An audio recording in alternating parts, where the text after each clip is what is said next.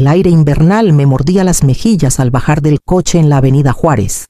La Ciudad de México estaba callada esa noche, con ese silencio que solo llega cuando el frío obliga a todos a quedarse en casa. Apreté el sobre con el comprobante de la reservación en mi bolso, repitiéndome que esta noche valía la pena, que mi familia se sentiría unida, querida, recordada. Adentro del restaurante La Hacienda, el aroma a hierbas asadas y pan recién horneado me recibió. Había gastado más de 40,000 pesos en el salón privado, el anticipo hace semanas.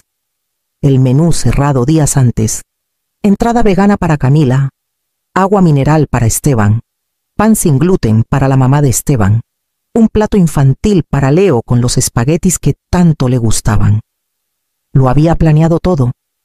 Esa era la única forma en que sabía amar, observando, anticipándome, cuidando hasta que el costo se volvía una obligación difusa. La hostess me miró con cortesía distante. Nombre de la reservación: Morales, salón privado, grupo de 18. Revisó la lista y me dedicó una sonrisa confundida. Ese grupo vino anoche, jueves. Trajeron pastel y tarjetas de lugar. Se veía muy bonito. Sus palabras cayeron como piedras en mi estómago. No, eso no es posible. Es hoy. Yo hice la reservación. Inclinó la cabeza. Aún amable. Lo siento. Señora, estuvieron aquí. Me hice a un lado, el pulso retumbándome en los oídos. La pantalla de mi celular brilló frente a mí, el chat grupal. La confirmación alegre de mi madre, el emoji de corazón de Camila de hace 3 días. Viernes, 7 de la noche, claro como el agua. Mi pulgar dudó antes de llamarla. Contestó al segundo tono, con voz luminosa, casi divertida. Hola, mamá. ¿Dónde están todos? Una pausa, luego una risa que conocía de sobra, esa que usaba para hacerme sentir pequeña. Ay, fue ayer. Pensamos que no ibas a poder. No te preocupes, te guardamos algo. La línea se cortó. Miré mi reflejo en las puertas de cristal. El restaurante detrás de mí, vibrando con las celebraciones de otros. Regresé al coche y me hundí en el asiento del conductor, viendo cómo las fachadas de ladrillo del centro histórico se difuminaban bajo las luces de la calle. El sobre con el comprobante pesaba contra mis costillas, más de lo que debería.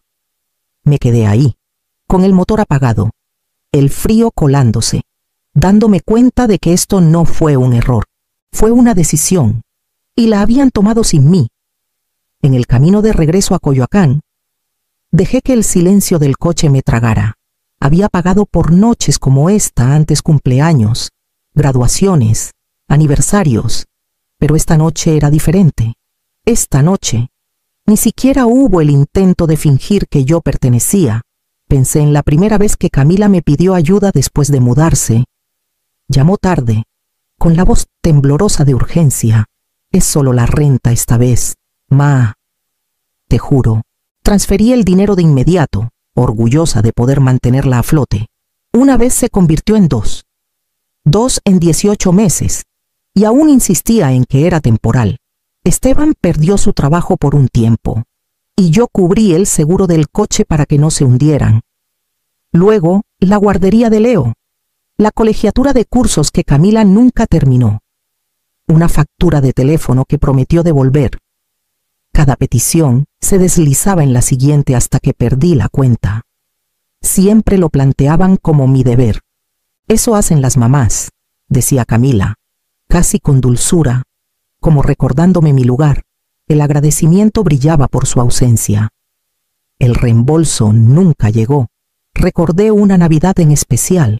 Me había desvivido con los regalos, una cafetera de lujo para Camila, una chamarra de piel que Esteban había admirado, juguetes apilados para Leo. Mi cuenta bancaria quedó en números rojos, pero quería que se sintieran vistos.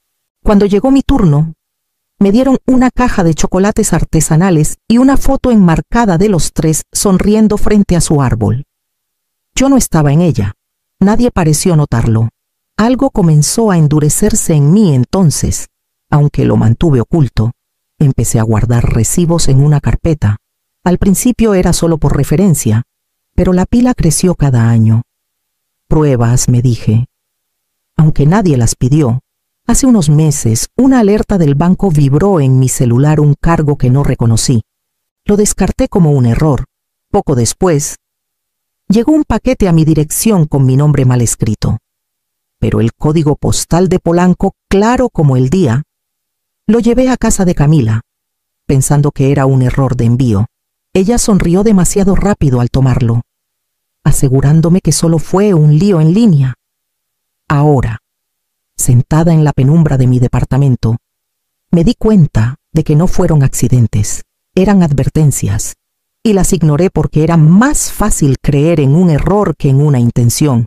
La carpeta esperaba en el cajón de mi escritorio, y por primera vez quise saber exactamente qué contenía.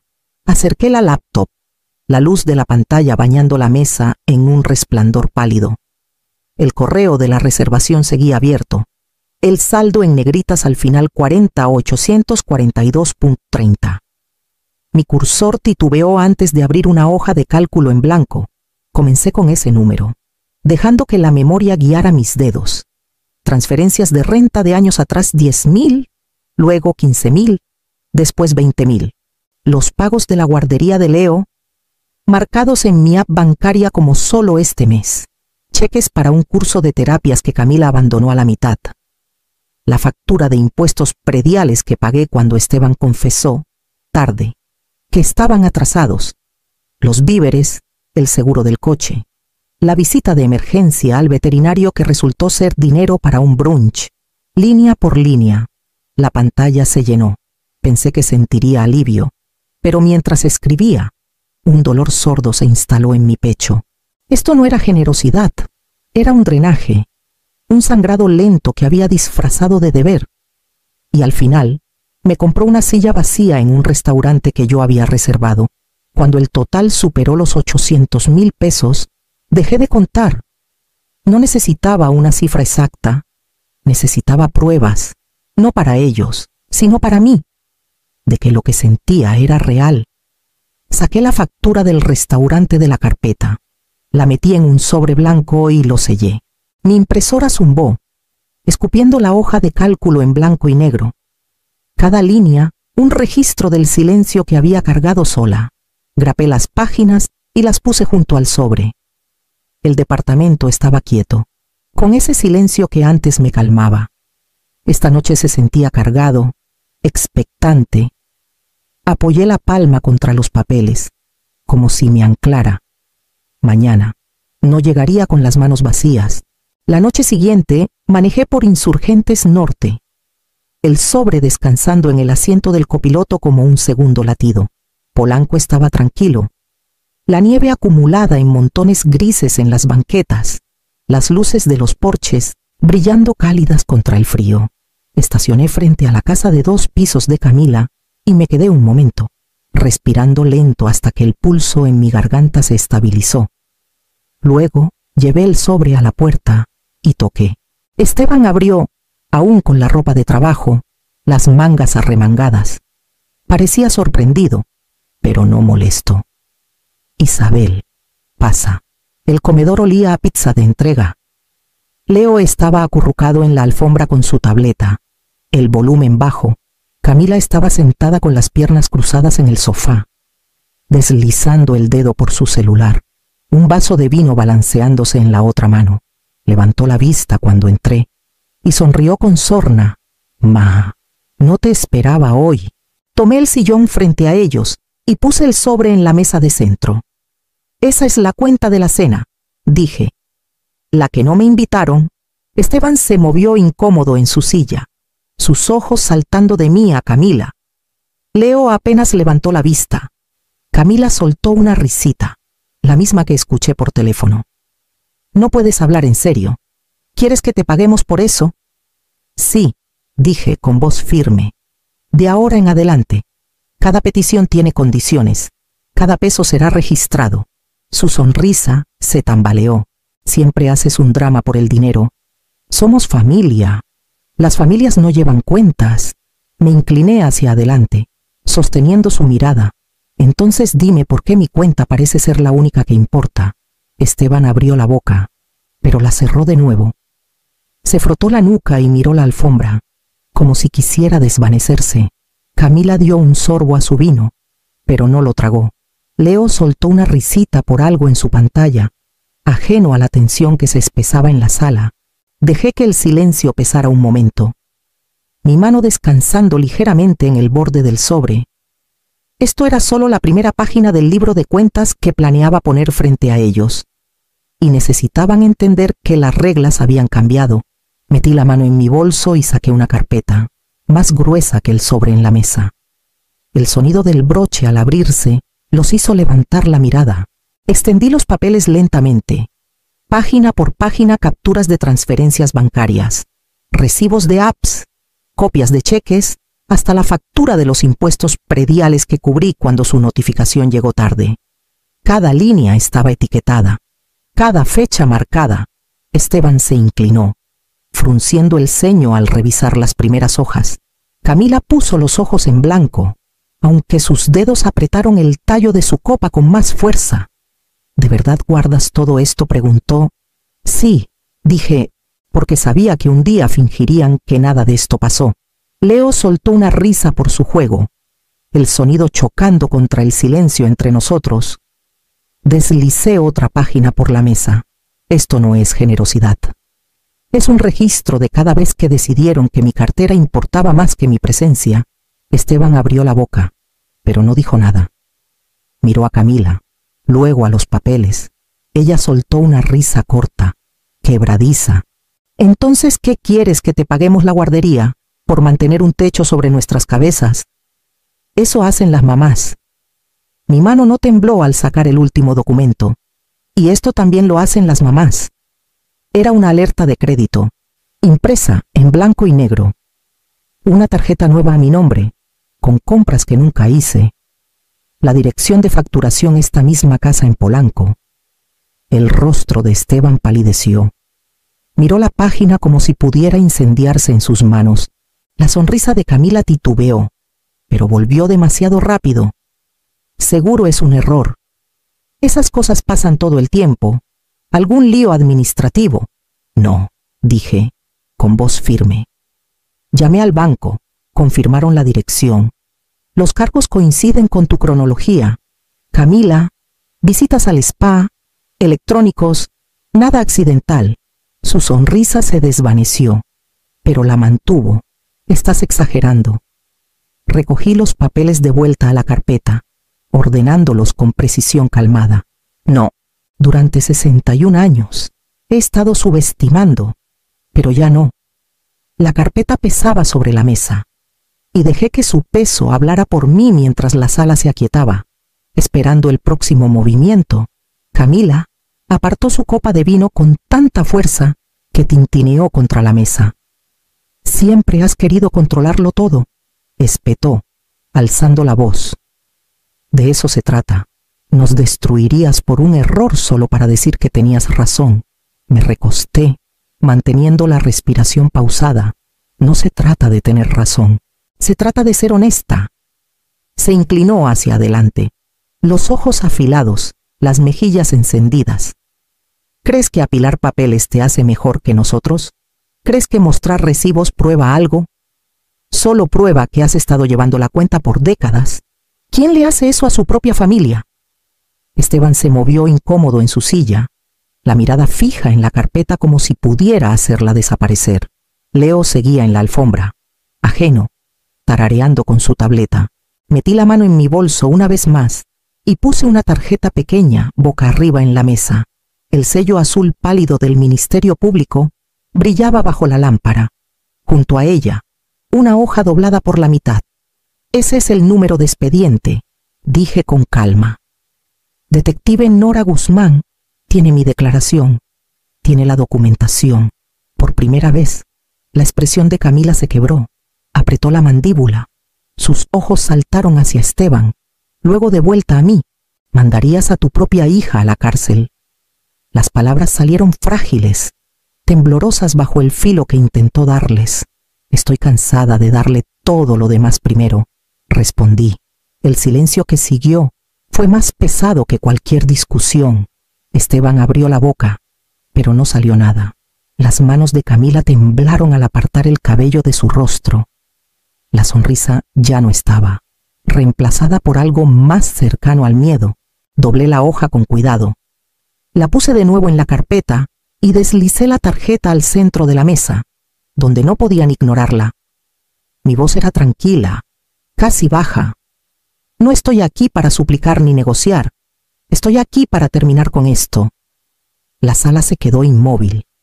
El único sonido era la risa suave de Leo desde el suelo, como si se burlara de las grietas que se abrían en los muros de nuestra familia.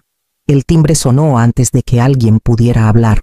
Esteban se levantó rápido, con un destello de alivio en el rostro, y abrió la puerta. Adrián Torres entró, sacudiéndose el frío, con una caja bajo el brazo.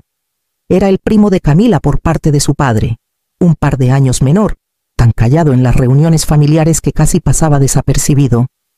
Solo venía a dejar esto, empezó, pero sus ojos cayeron sobre los papeles esparcidos en la mesa de centro. La tensión en la sala era tan densa que no necesitaba explicación. Camila gruñó. Perfecto. Ahora mi mamá convirtió el comedor en un juzgado. Adrián dudó. Luego me miró. Algo en su rostro cambió. Una chispa de culpa que no había visto antes. Necesito decir algo, murmuró. Camila puso los ojos en blanco, pero Adrián continuó. Estaba ahí cuando todos bromearon sobre adelantar la cena un día. Dijeron que sería más fácil sin Isabel haciendo preguntas. No los detuve. Debía haberlo hecho. Debía hablar antes. La sala se quedó en silencio. La expresión de Camila se endureció.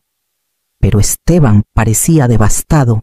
Adrián puso la caja en la consola y sacó su cartera. Voy a cubrir mi parte de la cuenta. No arregla nada, pero es lo menos que puedo hacer. Por un momento, solo lo observé, la primera voz en la sala que no intentó tergiversar, descartar o acusar. Luego asentí, recogí la carpeta, deslizando los originales de vuelta a mi bolso. Solo quedó una copia limpia en la mesa, grapada con precisión, imposible de ignorar. Sin otra palabra, me levanté.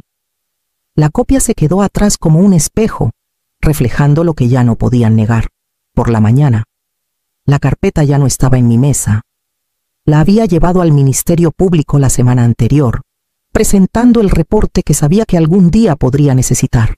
Ahora, la espera había terminado. Me contaron después cómo pasó.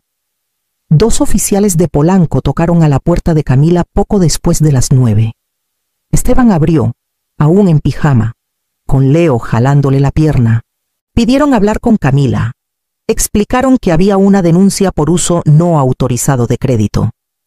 Ella intentó reírse, con esa risa quebradiza que había escuchado cientos de veces, pero luego le mostraron los comprobantes de los comercios citas en el spa, entregas de electrónicos, cada uno ligado a su dirección. Esteban palideció. Leo empezó a llorar cuando la voz de Camila se volvió frenética, insistiendo que era un error. Los oficiales no gritaron, no acusaron, solo tomaron notas. Le pidieron que no se moviera mientras documentaban su declaración. Explicaron lo fácil que era obtener registros con una orden judicial, lo rápido que se podía probar la intención con capturas y registros bancarios. Esa tarde, mi celular sonó. «Habla la detective Guzmán», dijo una voz firme. Quería informarle que la visita preliminar se llevó a cabo. El caso sigue abierto. Si hay otro incidente, procederemos con cargos de inmediato. Apreté el teléfono con fuerza, esperando que la culpa me inundara. Ese viejo reflejo de querer proteger a Camila de las consecuencias. Pero el sentimiento nunca llegó. En cambio, un alivio silencioso se asentó en mi pecho. Por primera vez, la responsabilidad de arreglarlo todo no caía sobre mis hombros. «Gracias», dije, con la voz más firme de lo que esperaba. Cuando colgué, me senté junto a la ventana. La luz de la tarde derramándose sobre el piso de madera. La casa estaba en silencio. Pero ya no era el silencio de la exclusión. Era el silencio de un espacio reclamado, de un peso finalmente transferido a las manos correctas. Cerré los ojos, respirando más ligero de lo que lo había hecho en años, sabiendo que la historia ya no le pertenecía solo a Camila. 3 noches después, Camila llamó. Su voz era tensa, demasiado dulce en los bordes. Pásate, necesitamos hablar. Como familia, consideré ignorar la llamada, pero algo en su tono me dijo que se enconaría si no lo enfrentaba. Así que manejé de vuelta a Polanco, esta vez sin nada en las manos más que una carpeta delgada con páginas escritas. Estaban esperándome en el comedor. Esteban estaba encorvado en el sofá, los hombros hundidos, un hombre preparándose para el impacto. Camila paseaba, una cobija echada sobre los hombros como un disfraz de fragilidad. Leo estaba arriba, ya dormido. Comenzó, con la voz quebrándose a propósito. No nos destruyas por esto, por favor. Piensa en Leo. No merece perder a su familia. Sus palabras flotaron en el aire, pero no me tocaron. Abrí la carpeta y puse una sola hoja en la mesa. Estos son mis términos. Nada de dinero, nada de crédito a mi nombre, nada de correspondencia a esta dirección. Contacto conmigo solo por el horario de Leo. Esteban exhaló fuerte. Mirando la hoja como si pudiera morderlo, Camila la tomó, recorrió las líneas con la vista y la arrojó de vuelta. Esto es ridículo. Actúas como extraña. Somos sangre. La sangre no te da derecho a dejarme seca, dije en voz baja. Por un largo momento, nadie habló. Luego la puerta crujió y Adrián entró. Había venido a dejar algo, pero sus ojos captaron la escena de inmediato. Sin decir nada, deslizó una nota doblada en mi mano. La miré. Cubriré mi parte de la cena. Mi garganta se apretó, no por tristeza, sino por el raro alivio de ser vista. Guardé la nota en mi bolsillo y me levanté del sillón. El rostro de Camila se encendió de furia. Esteban miró sus manos. Adrián permaneció en silencio, testigo de una familia finalmente despojada de pretextos. Me dirigí a la puerta, dejando la hoja de términos en la mesa, sabiendo que era la única conversación que valía la pena tener ahora. Semanas después, firmé el contrato de renta. Un pequeño departamento en el último piso cerca de la avenida Revolución y la calle Altavista se convirtió en mío. La tinta secándose bajo mi mano como un sello de independencia. El espacio no era lujoso, 2 cuartos y una cocina estrecha, pero las ventanas daban al este, y por las mañanas la luz se derramaba sobre el piso de madera con una calidez que no había sentido en años. Cada día comenzaba con una caminata hacia el Parque México. El lago estaba bordeado de hielo, pero el sendero estaba despejado, y me movía a mi propio ritmo, sin celular vibrando con peticiones, sin voces recordándome obligaciones, solo el sonido de mis botas en la nieve compacta y la respiración que era enteramente mía. Era sorprendente cómo la paz no necesitaba ganarse. Simplemente existía cuando nadie la estaba drenando. Una tarde, llegó una carta a mi buzón. La letra de Adrián era cuidadosa, deliberada. Adentro había un cheque, doblado una vez, cubriendo la mitad del costo de la cena. Debajo, escribió: no espero perdón. Gracias por hacer lo que nunca tuve el valor de hacer. Ser testigo fue suficiente. Sostuve el papel un buen rato antes de devolverlo en un sobre nuevo. Lo envié con una nota breve. No me debes nada. Ver la verdad fue suficiente. El resto de la familia guardó silencio, sin llamadas, sin acusaciones, ni siquiera una exigencia de explicación. Solo llegó un mensaje de Esteban, enlistando el horario de Leo para el fin de semana. No había culpa en sus palabras, ni súplica, solo un conjunto de horarios. Era lo más cercano al respeto que había recibido de esa casa. En un descanso para el almuerzo, caminé por el centro histórico y me encontré frente a la hacienda. Los mismos muros de ladrillo se alzaban contra el cielo invernal. El mismo restaurante que una vez guardó mi ausencia como un secreto. Esta vez, no sentí el viejo dolor, Me detuve solo lo suficiente para mirar la entrada antes de seguir. Mi paso firme, mi pecho libre, el silencio que una vez cortó tan profundo había cambiado. Ya no se sentía como castigo, se sentía como espacio, amplio y abierto, esperando a que yo decidiera qué seguía.